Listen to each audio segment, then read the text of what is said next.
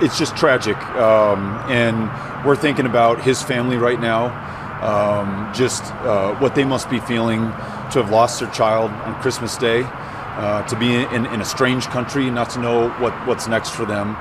So we want to do everything we can to help that family. I've reached out to Customs and Border Protection to find out what happened and then what we can do to be helpful to the family. I'm still waiting to hear back from them. I just called them. We just learned about this. We just left a shelter where there are a number of little children, one of whom is 3 years old, has a fever. Some of these kids, when they get here, who've been traveling for 2,000 miles, they really need some help. They need medical attention.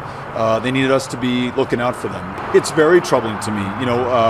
You have 2 children who have died in CBP custody just over the last month. I want to find out how we improve conditions at Border Patrol stations amongst the CBP workforce, that they can respond to kids in crisis or who need help. And I want to make sure that we put the well-being and welfare of those kids before we put any other concern. Let's make sure that they're okay. Let's make sure that they're with their families. Let's make sure that they get medical care. They pose no threat to this country. Let's focus on their well-being and their health.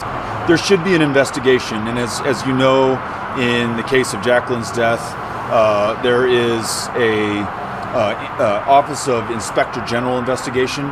I'm going to call for an investigation in this latest death that we learned about today on Christmas Day, just to get to the facts, make sure we understand what happened, and to prevent something like that from happening again.